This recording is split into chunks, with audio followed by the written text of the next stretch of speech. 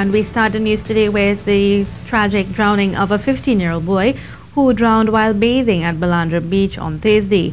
Reports say at around 4 p.m. Marcus Zeffrin was in the water with family and friends when he began experiencing difficulties. However, he disappeared underwater before anyone could reach him.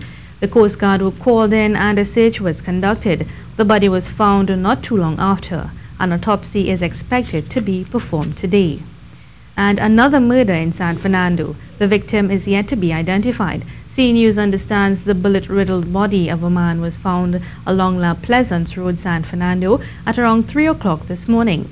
The deceased was described as of African descent, 1.6 meters tall, clad in purple, and a khaki three-quarter pants. The opposition wishes to reaffirm its commitment to the passage of the Tax Information Exchange Bill 2016 to meet the September 30th, 2016 deadline, but they are again pointing to several concerns in the bill. Rishi Harinanan has the story. Opposition leader Kamala Prasad-Bissessa reiterated her team's concern about several provisions in the bill, which she said are not required under the intergovernmental agreement with the United States. She said it gives wide and intrusive powers to the minister or politician, which are not required under the IGA. It gives politicians future power to make laws affecting privacy and other rights without parliamentary disclosure, debate or approval, and are not to be found in like legislation of Jamaica, Bahamas and Barbados. Additionally, she said the majority of stakeholders had not even seen the bill prior to its laying in Parliament, and to her knowledge many have not been consulted. Mrs. Prasad-Bissessa noted that is why the opposition called for the establishment of a joint select committee of Parliament to review the bill and consult with stakeholders. She said the main issues lie with clauses 5, 6, 7, 8, 25 and 21 in the bill. Rishi Harinanan, C News. The new session of the 12th Parliament opens today with the top bill on the order paper being the Tax Information Exchange Bill. All eyes and ears will be keenly tuned in to the short session as the bill is retabled and how the opposition responds, since they've been in disagreement over certain clauses in the legislation. The question is whether the government will agree in this sitting to establish the Joint Select Committee requested by the UNC to aid in the swifter passage of the bill.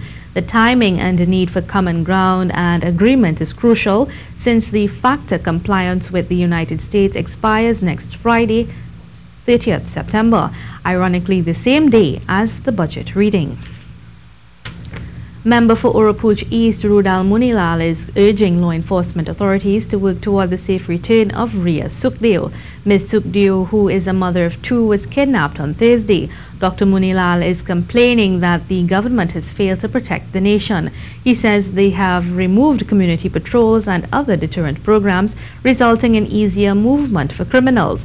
Dr. Mooney Lyle is calling for the protective services to work assiduously to solve this kidnapping, as he assures Ms. Sukdeo's relatives, friends and colleagues of the country's support and best wishes. While you're watching the C News live report at noon, remember you can keep up to date with all the latest news on our website at ctvtt.com, or you can check out our Facebook and Twitter pages at C News Live.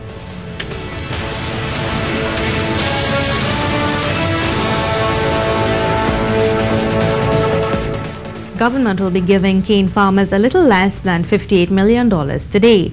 This is part of the compensation package for the closure of Caroni 1975 Limited. The check will be handed over by Minister of Planning and Development, Camille Robinson-Regis, to the Cane Farmers Association. The payout takes place at the Eric Williams Financial Complex at 11 a.m. In July, Cabinet agreed to pay the cane farmers $57.9 million for tranches 2 and 3 of the compensation package. Tranche 1, totaling close to $25 million, has already been issued to the cane farmers. Here's a look at the weather forecast for today. Despite a few clouds coming by, it will not bring enough relief from the heat. A few showers expected across the hills of Tobago and the northern range and around the Gulf of Paria. Nevertheless, expect a high of 32 degrees Celsius in Tobago and 35 degrees Celsius in Trinidad. For those heading offshore, sea conditions will remain unchanged through Friday. Look for a slight chop of 1 to 1.5 meters to the Caribbean and the Atlantic, east-southeasterly winds of 10 knots and northeasterly swells of 10 seconds. Low tide at 3:30 p.m. is followed by a high tide at 9:30 p.m. That is the latest weather, and I am meteorologist Ian Wallace. Thank you so much, Ian. Well, we take a short break now, and when we come back, we share with you some of what you had to say about the chances of the opposition and government working together to ensure the FACTA bill is passed before the September 30th deadline.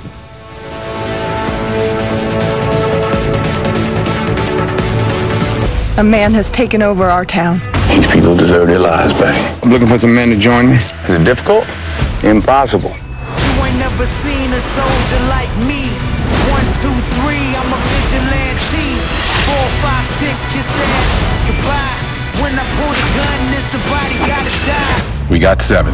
He's got an army. I'm ready for war. He's gonna have to deal with us. The Magnificent 7.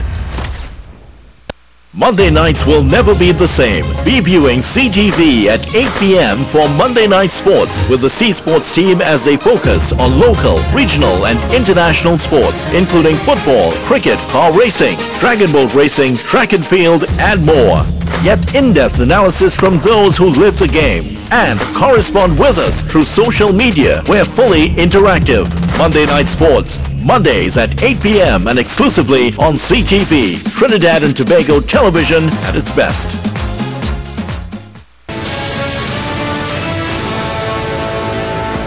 Welcome back. Well, we told you earlier the FACTA bill will be taken to Parliament today, hoping to get somewhere in the debate as it is supposed to be passed before September 30th. Based on this, we asked you, do you think government and opposition will come to an agreement to pass the FACTA bill before September 30th? And here's what some of you had to say. Gerald Guy said, by the grace of God, no. A lot of trainees have US currency. If they take that money out your circulation, you may have a devaluation. Nick Hill Seram wrote, I hope not. Ryan Singh said, whatever is keeping them divided should be ironed out. There's always a compromise in any situation, so they need to find that common ground, while most PNM supporters don't understand this law because they argue that this will convict UNC of money overseas in US banks, and they are dead wrong. It's for US citizens to show their assets abroad. And finally, Marvel Mendez said the government is already on board. It is the opposition who is playing politics with the nation's stability. But we all know that they never cared about the country. Remember, you can be a part of the discussion. All you have to do is check out our Facebook page at CNews Live. Police have found and seized 1 Glock pistol and 13 rounds of 9mm ammunition along with a quantity of cocaine. The find was made between the hours of 3:30 p.m. and 8:15 p.m. on Thursday during an exercise conducted at Coconut Drive, Mova. The officers then went to the El Socorro area in the vicinity of a basketball court, where they found and seized a quantity of marijuana, and 2 homemade pistols were recovered and no one was arrested. A military exercise is being held in and around the Port of Spain area today, and drivers were told that there could be more than usual traffic. A release from the Trinidad and Tobago U.S. Embassy said military training for the Joint Combined Exchange Training Exercise involving the U.S. Southern Command, the Trinidad and Tobago Defense Force, and the Trinidad and Tobago Police Service will take place at the Long Circular Road and Queen's Park Savannah on Friday. It said on September 26th to the 27th, there will be maritime training in West Moorings and Chaguaramas. And on September 28th to the 30th, large military aircrafts will land at the Pianco South Terminal. The training will take place throughout Trinidad and Tobago and will include exercises in both urban and rural areas as well as in the sea. Perseverance, leadership and giving back were 3 key qualities that the graduating cycle 1602 of the Civilian Conservation Corps were told to hold on to. After 9 months of mentoring and skills training, the graduating class were proud to step out with their certificates and awards. Marie-Therese Bernard attended and tells us more. When youth move on from training, it is a proud moment in the nation's history. The Civilian Conservation Corps graduated just about 1,000 students on Wednesday and were told by their CEO that they are champions. Today you are, and you will continue to be, champions. The graduating class of Cycle 1602 is champions. This is only the beginning. To be a champion, we must think like a champion. Problems become challenges. Tears are converted to an opportunity for a deep breath. Hurt and pain is the opportunity to look forward to recovery.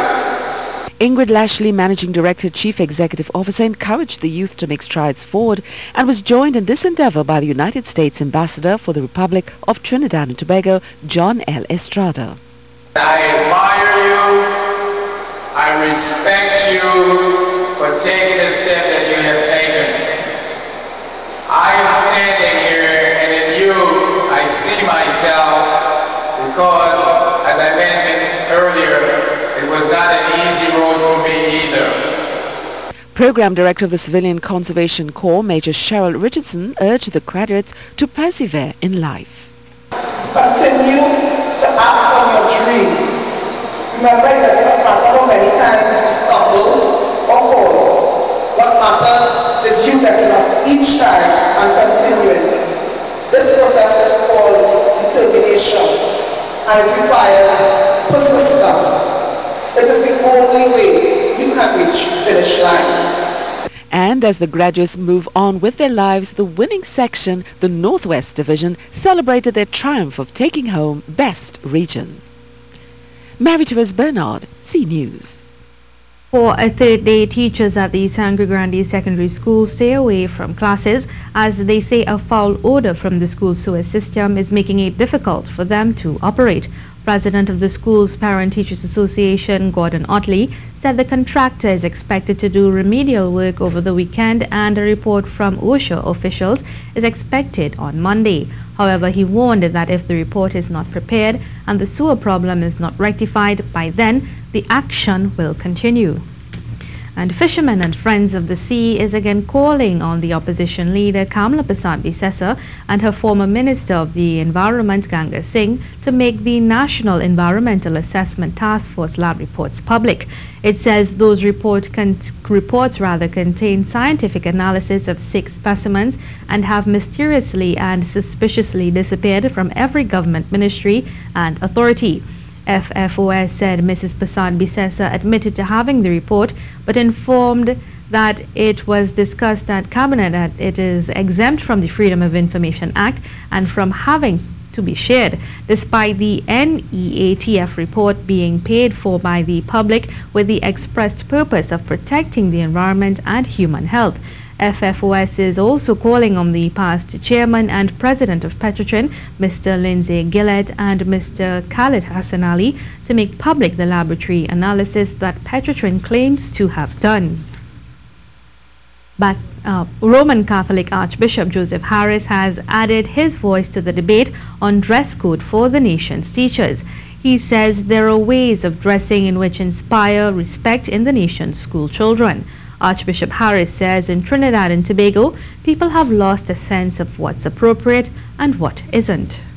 I tell people all the time, there's dress that is appropriate for the beach, there's dress that is appropriate for the nightclub, there's dress that is appropriate for church, and there's dress that is appropriate for the workplace and for school. Last weekend, it was reported that the Education Minister Anthony Garcia was holding talks with the Trinidad and Tobago Unified Teachers Association to address the dress code of teachers. Tutor, however, feels there are far more urgent matters for the Ministry of Education to deal with, such as school repairs and the school curriculum. The Archbishop says it's false to argue that a dress code for teachers isn't an important issue. He says structure teaches certain values, and the question we must ask is, does a dress code help to inoculate? Some teachers, not all, but some teachers certainly don't dress in a way that inspires respect. And again, I say some